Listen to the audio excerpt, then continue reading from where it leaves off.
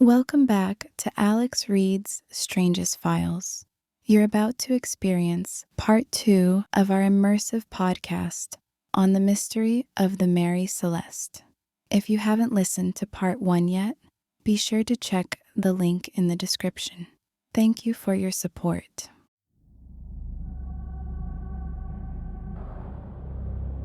Morehouse and his crew decided to salvage the ghost ship, a slow and grueling task that took them across the Atlantic toward Gibraltar, about 700 nautical miles, 1,300 kilometers away. The journey dragged with an eerie weight.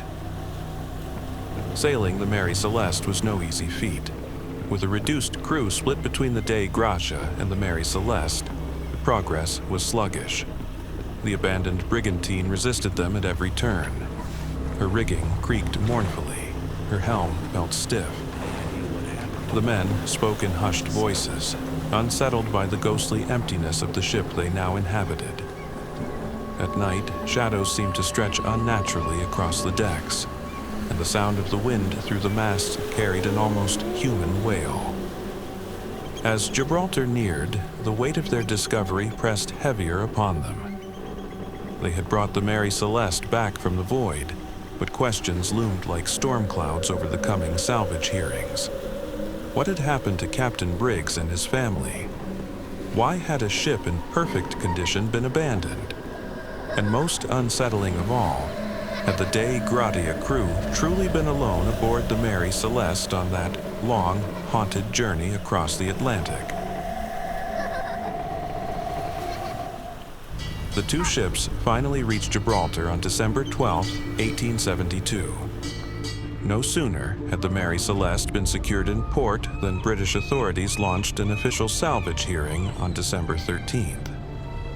What should have been a straightforward process, rewarding the Dei Gratia crew for their efforts in bringing the abandoned ship to port, quickly spiraled into something unexpected. Suspicion clouded the air. Frederick Solly Flood, the Attorney General of Gibraltar, approached the Mary Celeste investigation with a single, unwavering conviction. Foul play was at the heart of the mystery. From the very start, he seemed less concerned with uncovering the truth than with proving his own assumptions. In his mind, a crime had been committed aboard the ghost ship, and he was determined to unmask the culprits, whether the evidence supported it or not. With the weight of authority behind him, Solly Flood launched an exhaustive inquiry. He ordered meticulous inspections, dispatching shipping inspector John Austin and diver Ricardo Fortunato to scrub the ship for clues.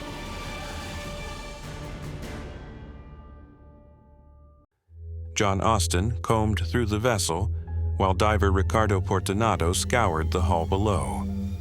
And what they found, or what Solly Flood thought they found, seemed damning. Ricardo Fortunato took his investigation beneath the waves, plunging into the cold, murky depths to examine the Mary Celeste from below.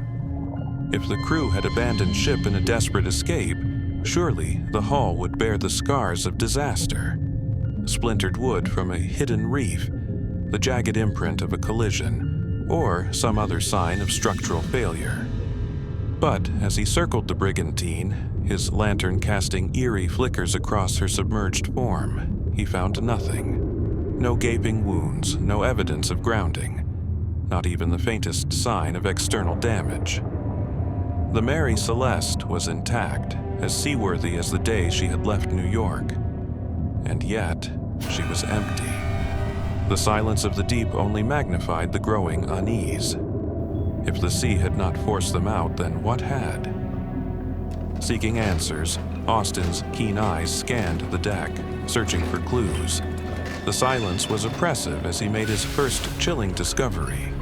Deep cuts on the bow, 2 to 3 feet above the waterline, stretching 6 to 7 feet.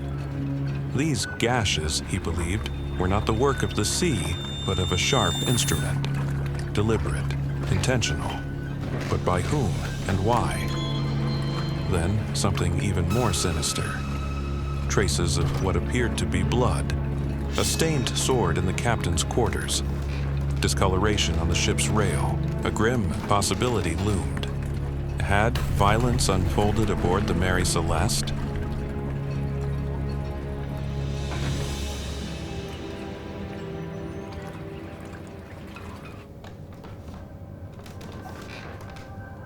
Despite this possibility, there were no chaos, no struggle.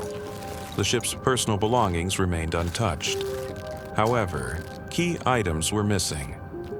The captain's navigational instruments, most of the ship's papers, and most significantly, the only lifeboat. Inside, the cabins were wet but not wrecked. Water had seeped in through doorways and skylights, but there was no devastation, no fire, no explosion, no sign of an impending disaster that could justify abandoning the ship. Austin then turned his attention to the cargo. Initially, the 3.5 feet of water in the hold did not alarm him. He documented it in his report, regarding it as little more than an odd detail. The ship, after all, showed no signs of having battled severe storms resulting in significant damage.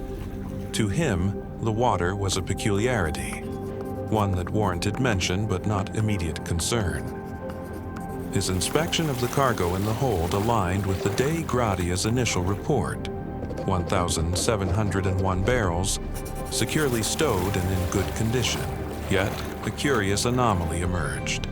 9 barrels were empty, despite no visible signs of tampering or leakage. But what if there was a leakage? Could fumes from that leaking alcohol have built up in the hold, creating a volatile situation? A sudden flash of flame, or even just the overwhelming scent of alcohol, might have terrified the crew into believing an explosion was imminent, prompting them to flee the ship in haste. Austin did not dwell on that theory for long, as his next discovery proved far more unsettling. The ship's main pump had been dismantled, a troubling sign that the crew had been attempting to repair or clear it before their unexplained disappearance. This was no small detail. A malfunctioning pump could mean the difference between safety and catastrophe. Suddenly, the 3.5 feet of water in the hold was no longer a trivial anomaly. It was a warning, and probably a silent testament to the crew's final moments aboard. For a fleeting moment, Austin believed he was on the verge of unraveling the mystery. You see, a fully functioning pump was crucial for any voyage, allowing sailors to monitor and remove seawater from the hull. Without it, they were blind to the ship's true condition. John Austin noted that the Mary Celeste had recently undergone repairs. Coal dust and construction debris that have clogged the pump may have rendered it useless. Without a working pump, Captain Briggs might have been unable to determine how much water had entered the ship.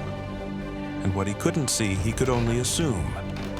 What if he believed the ship was sinking and ordered the crew into the lifeboat? With this theory in mind, Austin concluded his investigation on December 23rd, painting a picture of an orderly evacuation rather than foul play. His findings suggested no struggle, no violence, and there was no evidence of fire or explosion, and the Mary Celeste remained seaworthy despite the water in the hold. But as his reports reached the desk of Frederick Sollyflood, the tone began to shift. The cold facts of Austin's meticulous survey were not enough for a man hungry for scandal. Thank you, Austin. What had been a quiet, methodical examination was about to be swallowed whole by a storm of suspicion, where truth twisted into speculation, and the lines between fact and fiction dissolved, giving rise to the infamous Gibraltar Hearings. You found nothing out of the ordinary? Rubbish.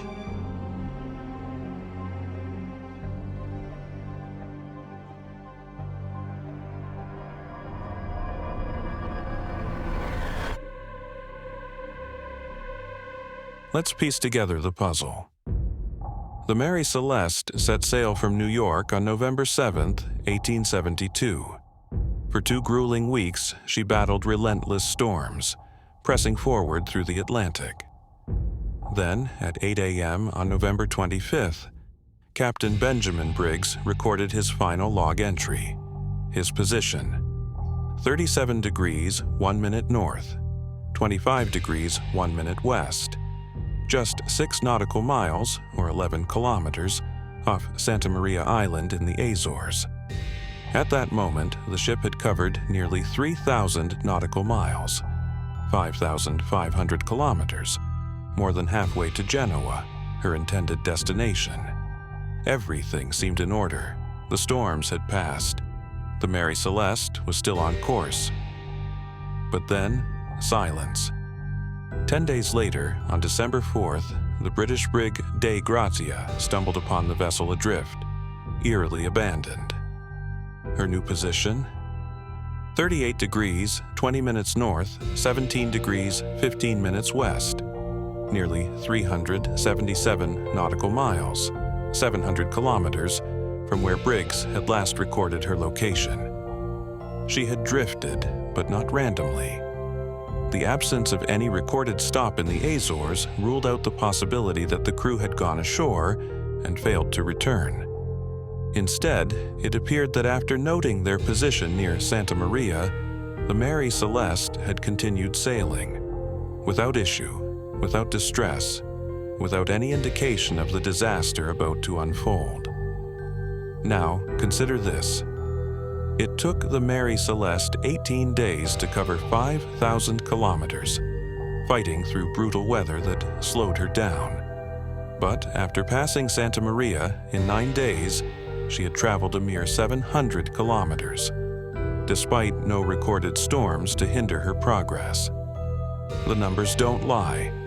Whatever happened to the crew must have occurred soon after passing Santa Maria. Something had forced them off their ship. Something sudden, something decisive. But what? For Solly Flood, the smoking gun was apparent. But his relentless pursuit of wrongdoing led him down a path of misinterpretation. When Austin reported dark stains on a rail and on Captain Briggs's sword, Solly Flood seized upon them as proof of violence, declaring them bloodstains. What about the cuts along the ship's bow? He didn't consider natural damage, but instead insisted they were inflicted deliberately, perhaps as part of a cover-up. With each passing day, his theories grew more outlandish. When he learned of the 9 empty barrels, he seized upon them as the foundation for yet another dramatic explanation.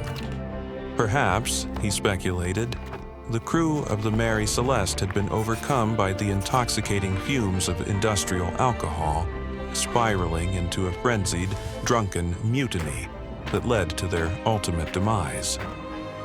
Or perhaps it was something far more calculated, an elaborate insurance fraud scheme. Bring me Winchester. Solly Flood pursued this theory with relentless determination, aggressively interrogating James Winchester, one of the ship's owners, as though he were a criminal mastermind. He demanded exorbitant sureties, hinted at a grand conspiracy, and painted a scenario where Winchester, possibly in collusion with Captain Briggs, orchestrated the ship's disappearance. In this version of events, the crew would have been ordered to abandon ship under controlled circumstances, leaving the Mary Celeste to drift while Winchester later filed a lucrative insurance claim for a vessel and cargo presumed lost or damaged at sea. But there was a problem with this theory. When the Dei Grazia discovered the Mary Celeste, she was still afloat and in good condition. If this were truly an insurance scam, then something had clearly gone wrong.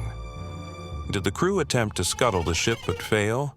Did they abandon her too soon, expecting her to sink on her own? Or were they somehow betrayed, left stranded in the open ocean to meet an unknown fate? When this line of inquiry led nowhere, Solly Flood swiftly shifted his suspicions toward a new target, Captain David Morehouse of the Dei Grazia. Was the man who had seemingly discovered the Mary Celeste adrift actually the architect of her fate? After all, he and Captain Briggs were acquaintances. Some even claimed they were friends. Could that familiarity have played a role in a sinister plot? Or had the crew of the Dei Gratia ambushed the vessel, murdering her crew for the promise of a lucrative salvage reward? The Dei Gratia had left New York just 8 days after the Mary Celeste, following a similar route across the Atlantic. When Morehouse and his crew discovered the Mary Celeste adrift on December 4th, they were in prime position to claim the lucrative salvage rights for the abandoned ship. According to maritime law, a derelict vessel recovered at sea could yield a substantial financial reward, often a percentage of the ship's total value and cargo. The Mary Celeste and her cargo of 1,701 barrels of industrial alcohol were worth a considerable sum. So, the question arose: could Morehouse and his crew have orchestrated a scheme to take over the Mary Celeste? Did they intercept the vessel, forcibly remove the crew, and fabricate a dramatic discovery to profit from the salvage? Solly Flood suggested that the Dei Gratia had caught up with the Mary Celeste, boarded her, and staged an abandonment, either by luring the crew away or through violence. However, there were problems with this theory. First, there were no signs of a struggle on board the Mary Celeste. No blood, no damage indicative of a fight. Additionally, if Morehouse had been involved in foul play, it would have been risky to sail the abandoned ship into Gibraltar, where a full investigation was inevitable. A captain of his experience would have known that any hint of deception could lead to criminal charges rather than a payday. Despite the lack of concrete evidence, Morehouse and his crew were scrutinized during the Gibraltar Hearings. After months of investigation, no proof emerged to implicate them. Morehouse and his men received a reduced salvage award, not the windfall they might have expected if they had truly staged a conspiracy. There was no smoking gun. Time after time, reality failed to align with the Attorney General's assumptions. Scientific tests dismissed his bloodstain theory. Experts refuted the idea of deliberate damage to the bow. Witness after witness contradicted his dramatic notions. And still, Solly Flood clung to his suspicions. His investigation dragged on for months, from December 17, 1872 to March 1873, fueled by his arrogance and his unwillingness to let go of his belief that some sinister act had taken place. Ultimately, his dogged determination proved fruitless. No criminal charges were ever filed. The hearings ended not with a revelation, but with the same lingering enigma that had confounded sailors and investigators alike. But while Solly Flood failed to solve the case, he succeeded in shaping her legacy. His unfounded theories fueled public fascination, ensuring that the mystery of the Mary Celeste would endure for generations to come.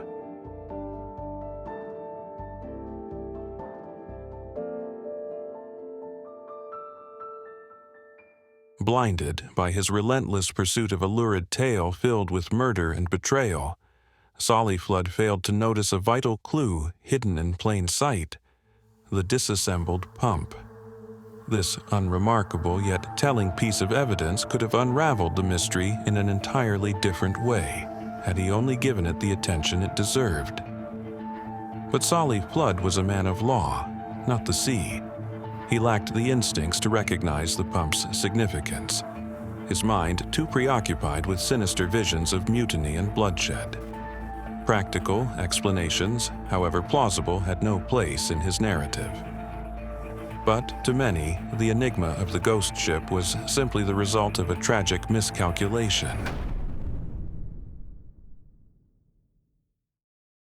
The crew, already weary from the long and grueling voyage, found themselves facing a crisis they could not control.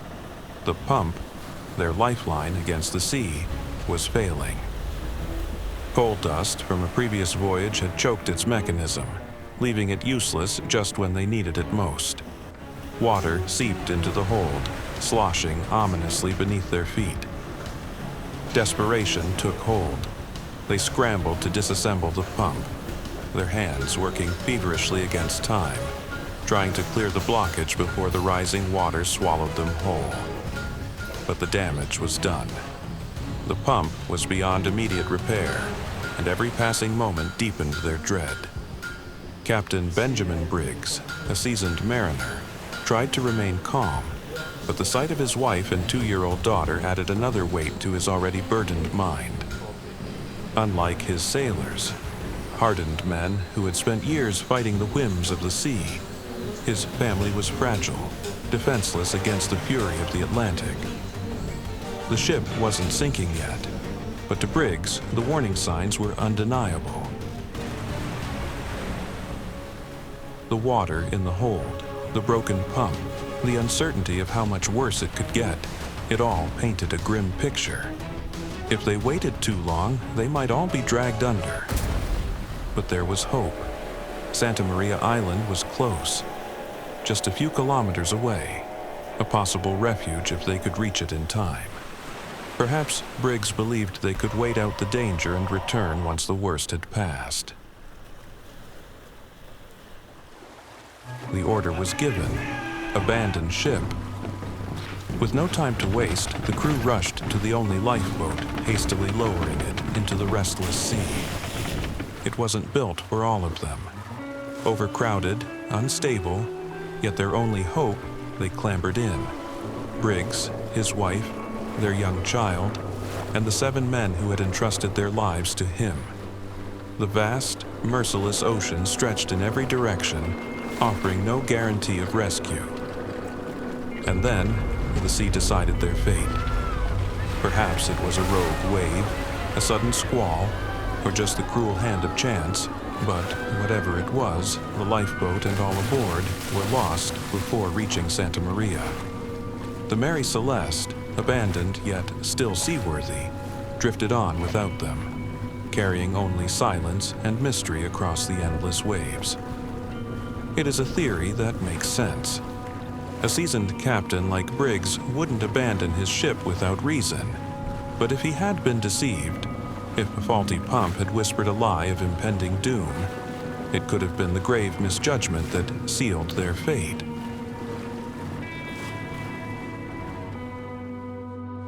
After months of scrutiny, on February 25, 1873, Frederick Solly Flood was forced to concede defeat. His case, built on grand theories of mutiny and murder, had crumbled under the weight of its own flaws. There was no blood-soaked crime, no pirate ambush, no monstrous betrayal. Just a ship, eerily intact yet utterly abandoned. And so, with grudging reluctance, Solly Flood released the Mary Celeste from legal limbo. 2 weeks later, under the command of Captain George Blatchford, the ghost ship set sail for Genoa. But she was not the same vessel that had left New York. The specter of the hearings followed her like a shadow, and the crew that now manned her did so with unease, knowing they were aboard a ship that had become a legend of misfortune. Then, on April 8, 1873, came the final insult. The salvage ruling that was meant to recognize the Dei Gratia's efforts. But Judge Cochrane's verdict was unyielding, 1,700 pounds and nothing more. A mere fraction of what was expected, barely enough to justify the peril Morehouse and his crew had faced. Yet, it wasn't the amount that delivered the deepest cut. It was the insinuation. Cochrane's words carried an unspoken condemnation, a veiled accusation that stained Morehouse's name. He chastised the captain's decision to send the Dei Gratia ahead to deliver her cargo, subtly suggesting that greed, not duty, had motivated his salvage of the ghost ship. Though Morehouse had stood before the court, unwavering in his account, the damage was done. The whispers would never stop. Had he and his men somehow engineered the abandonment of the Mary Celeste? Had they seized an opportunity too good to resist? The evidence said no, but the weight of rumor was heavier than truth. And so, the Mary Celeste sailed on, cursed in the eyes of sailors who now feared her name.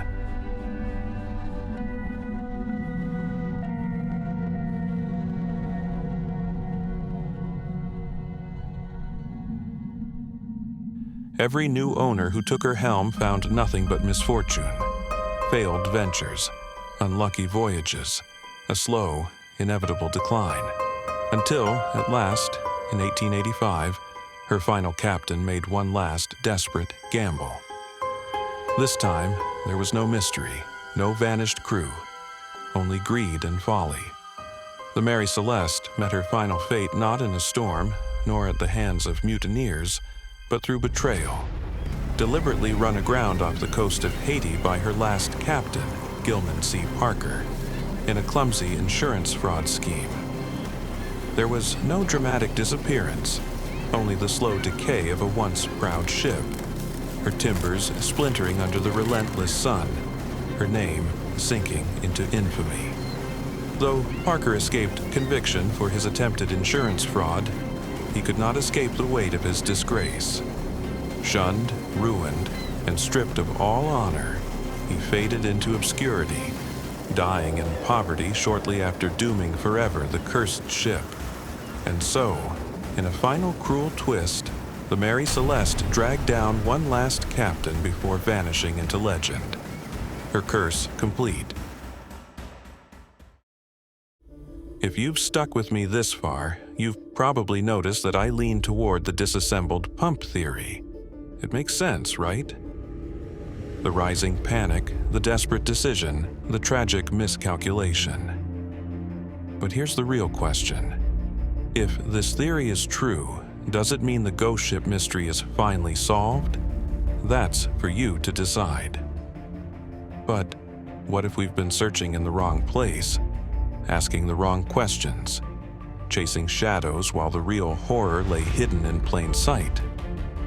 For me, the true mystery isn't just the sudden vanishing of Captain Briggs, his family, and his crew. It's the dark fate that seemed to cling to the Mary Celeste herself. A ship adrift, not just on the waves, but in misfortune. A vessel that seemed cursed from the moment her keel first touched water. Consider the pattern. 3 captains lost, one swallowed by the relentless sea, vanishing without a trace. Another claimed by sickness, as if the ship's curse reached beyond the waves. And the last, disgraced, ruined, left to wither in the shadow of his own crime. A ship owner whose fortune crumbled beneath its weight. 9 lives swallowed by the unknown, never to be seen again. And even after she was found, she carried her own doom, passing from hand to hand, each new owner suffering calamity until she was finally wrecked, as if the sea itself had grown tired of her ghostly wanderings. Coincidence? Or was something darker at work? Some mysteries fade with time, some are solved. But this one lingers, a whisper on the waves, a curse that refused to be forgotten. The Mary Celeste remains one of history's greatest maritime enigmas. A ship found eerily intact, yet utterly abandoned. A captain, his family and crew vanished without a trace. A pump disassembled, a lifeboat missing, and a series of events that led to one fateful decision. Was it a grave miscalculation, a sudden, inescapable catastrophe, or something else entirely? Even after exhaustive investigations, theories, and speculation, the truth remains just out of reach, drifting like a phantom on the waves. But now, I turn the question to you. What do you think happened aboard the Mary Celeste? That's all I have for you tonight, my fellow strangers. Thank you for listening to the second episode of Alex Reid's Strangest Files. If you enjoyed unraveling the mystery of the Mary Celeste, make sure to subscribe to my channel and other platforms so you don't miss more of the weirdest, most mind-bending true stories out there. You'll find all the links in the description. And remember, some mysteries never die, they just drift, waiting to be discovered again. Until next Friday, my fellow strangers, stay curious, stay weird,